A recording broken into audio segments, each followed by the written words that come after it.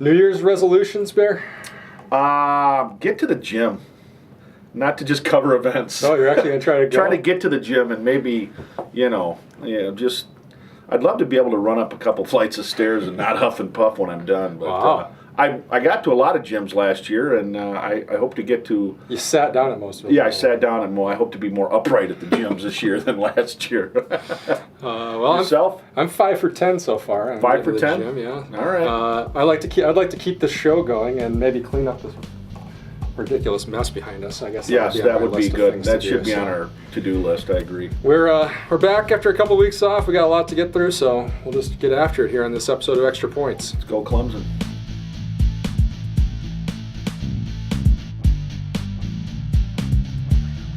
What's up, everybody? Welcome back. Eric Schmoldt here, sports editor of the Gazette. Next to writer John Barry over here. We usually get together every week, but hey, we get to take the holidays off. Holidays are time for family and friends and hopefully everybody had everything else. Good, whatever you celebrate, and New Year's and all that jazz for the last couple of weeks. Yep. And, we've had a lot go on over the last few weeks, even though the high school schedule kind of slows down a little bit over that stretch. We've got kind of the midway point here of the basketball season, and I started looking at the schedule, and we're only a few weeks away, really, from tournament time. Starting in a couple wrestling and things like that. Yeah. So, anything? I guess we'll start just on the high school side of things, and maybe in basketball. We'll start with the city teams as we reach the midway point here of the Big 8 season. On the girls' side, I think. The one thing that comes out to me is that the Big 8 really is kind of wide open there outside of, I think Middleton has proved itself to be the clear-cut favorite, even though they've had some close games. Right. But after that, it's kind of open, and I think Craig and Parker both are getting better, and they wanted to do that with their young teams throughout the year, and as the second half rolls around here, they're in position to at least make a run at a top 4 finisher somewhere. Yeah, I would agree. And both are getting close to that 500 mark for the season, which is where you want to be as you get towards the latter part and playing your best basketball. I think both teams, have finally found that identity that they were kind of lacking earlier on. We talked about on the Parker side of it, you've got the constant with Julia Hartwig, but I think the one thing is that X factor was going to be Cam Blazer. Cam's played her best basketball over the last 2 or 3 games. She had 24 the other day. And that's a big deal when you've got 2 6-footers in the lineup that are productive, especially with somebody as good as Julia Hartwig. If you get production out of the other 6-footer, it opens a lot of other things up. And I think for Parker, probably a year or 2 away from being a very, very good team, but could be a team once the playoff rolls around that could be a tough out. And I think when you look at Craig, when Carey's got everybody on the court with that good freshman class that's getting more and more playing experience, I think the Cougars are kind of in the same boat, a team that you're probably not going to want to play once tournament time rolls around. I think they've won 4 of their last 5 or so. We were supposed to play Verona Tuesday, and we're sitting here, and most of those games are getting postponed. Right. So we'll see that. Those games are the halfway point of the Big 8 season. And I think for Craig, it's just been, and you knew it was going to happen with so many freshmen. Right. 2 of them now starting in their lineup that you just not really going to know what you're going to get from a night-to-night basis, and just kind of searching for some of that consistency. And they found a little bit more of that recently. Obviously, you got a hot shooting night at West to hopefully get their shots falling a little bit better here in the second half of the season. And, I think both teams, like you said, nobody's probably going to want to really play them come tournament time because they're going to have a lot more experience. And I think for both teams, they want to be playing their best basketball at the end, and they're trending in that direction. And both teams have battled injuries. Pearson and Carlson both have battled some injuries. Parker, they've had injuries as well. Chelsea Neighbor went down. Brooke Raceland's coming off an ACL. Roscoe's injured for a while. So I think when both teams, if they ever do, get to that maybe 80 or 85% level of being healthy, I think they'll be better teams as well because it'll help with the depth. And again, when you play a team like a Middleton that goes 10, 11 deep, that depth is a big deal. And come tournament time where you're playing, 2 games in 2 days or 2 games in 3 days, you better have a little bit of depth on the bench. Elsewhere, kind of just around the area for girls basketball, Whitewater is kind of rolling along here like everybody kind of expected them to do in the Rock Valley Conference season. Clinton in the South putting together a nice run. It's probably between them and Bigfoot, and we knew that was probably going to be the case, especially after the injury to Schoenbeck over at Bigfoot. So kind of how we thought it was going to play out in the Rock. Going to be interesting to see Edgerton, McFarland, and see who can kind of give Whitewater the biggest push there in the north.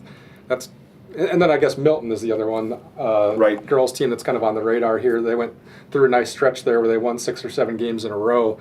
The only problem for them is that Badger South Conference looks pretty darn good this year. That's as good as the Badger South's been in a while. I got a chance to see Monroe play Milton the other night, and Redhawks, other than maybe the first 5 minutes, were never in that game, and Monroe's got some good players, and they're all young. And then certainly Stoughton, we know how good they are. They handled Janesville Craig in the Optimist tournament pretty easily.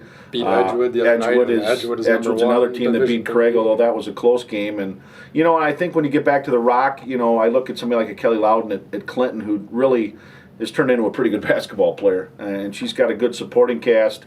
I was looking forward to Whitewater coming down there and playing with Clinton. I'm not sure Clinton's got the firepower to beat Whitewater, but I certainly think they could have been competitive, especially on their home court. But yeah, I think Whitewater is on a collision course to get back to the Rush Center, and the way they're playing right now with Mariama Smith-Traore and Becca Schumacher. I mean, they've just got plenty of weapons there and plenty of kids that have experience, and that's probably our best bet, I would think, locally and area-wise to get back to state.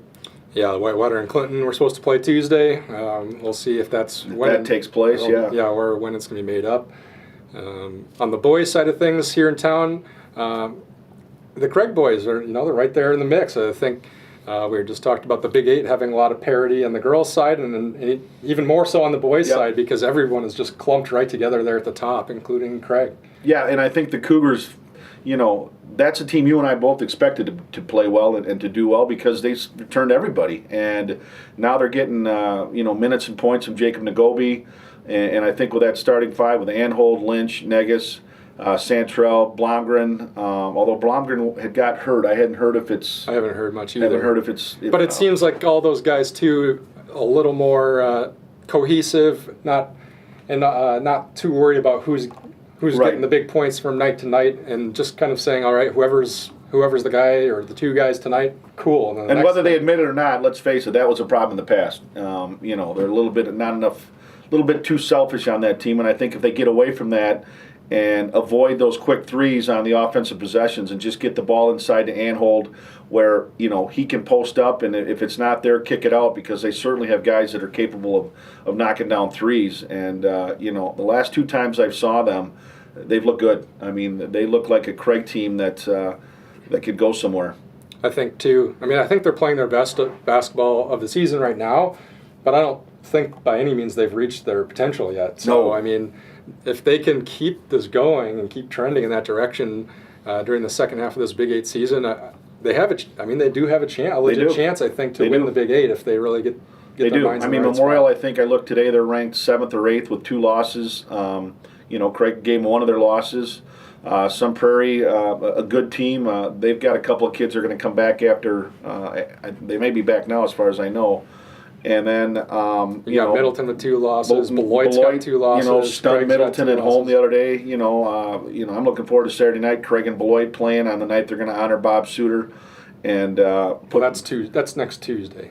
Oh, that's next Tuesday. Okay, all right. And then they're going to put Ben Burkowski in the Hall of Fame as well. But yeah, so they're playing La Follette Saturday night to honor Coach Suter and Ben Burlowski, and then next Tuesday they'll get Beloit at home. So a La Follette team Craig should beat.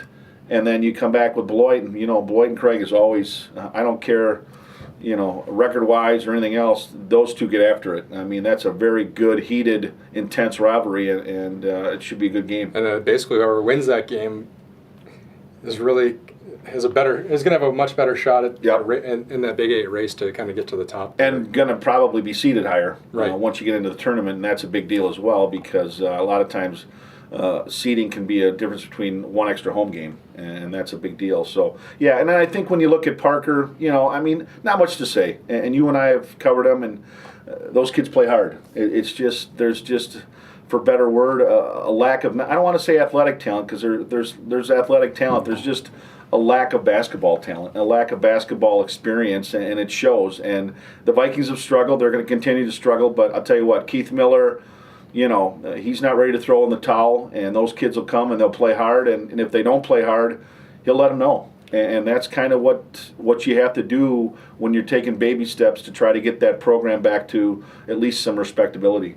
I think too that they'll be able to show some of their character here. Yep. I mean, you're not going to win a lot of games. You hope that you win one here before the season's over. Yeah.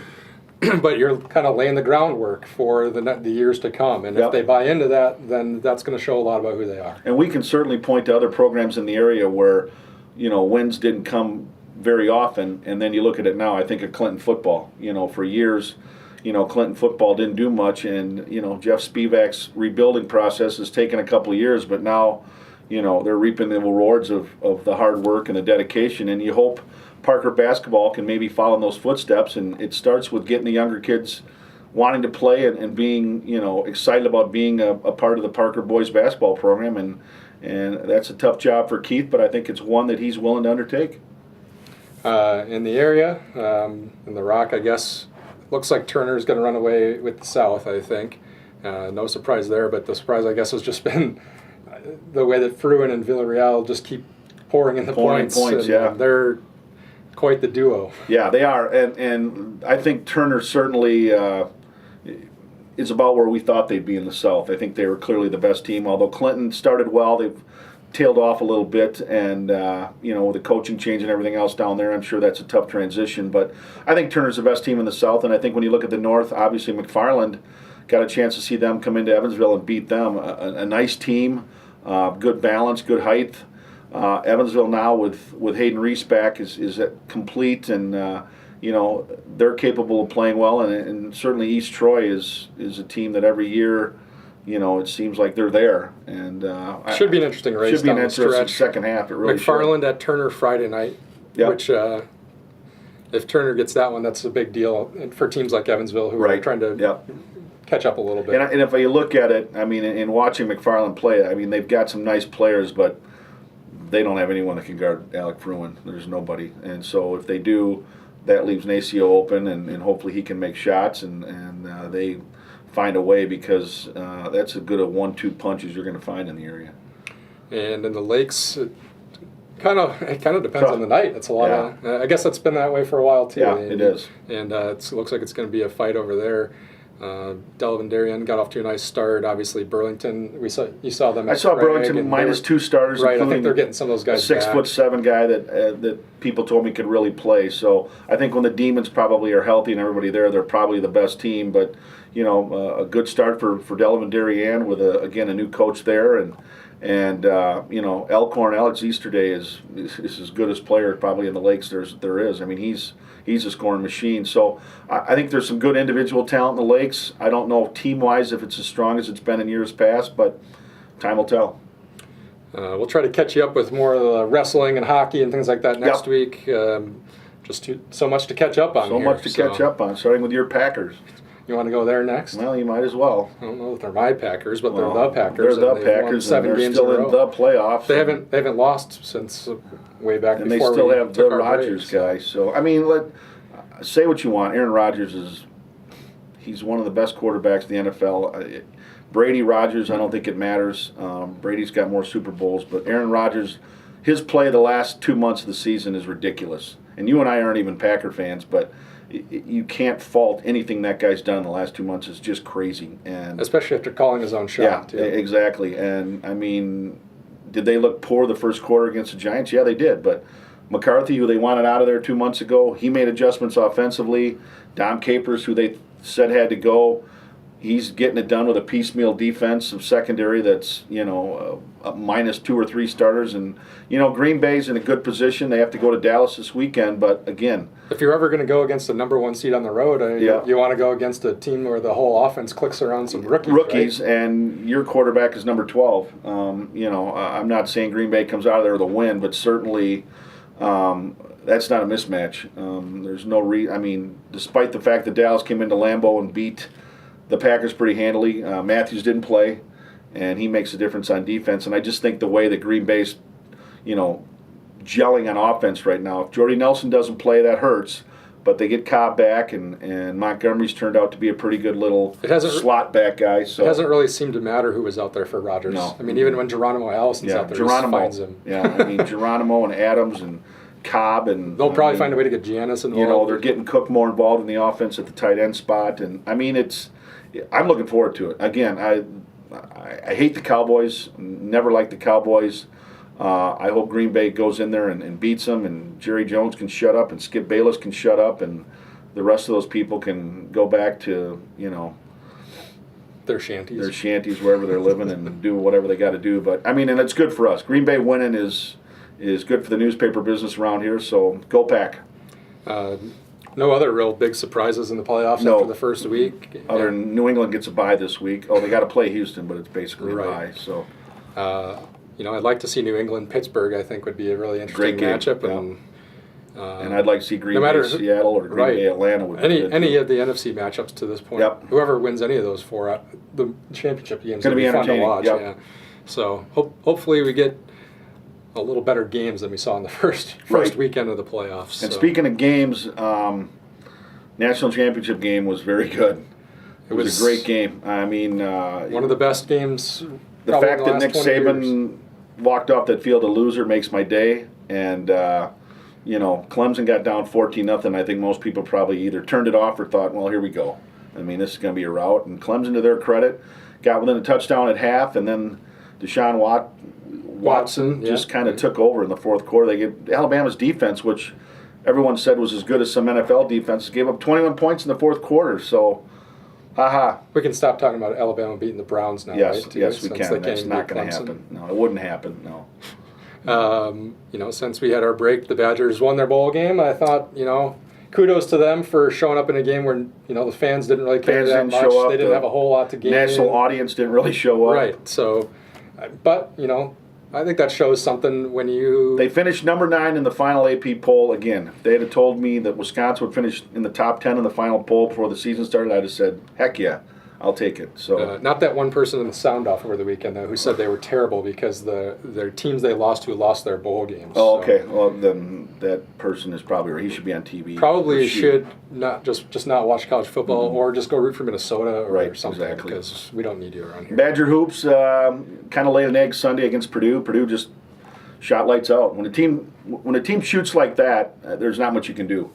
There really isn't. Well, the thing Swanigan is as good as probably the best player in the Big Ten.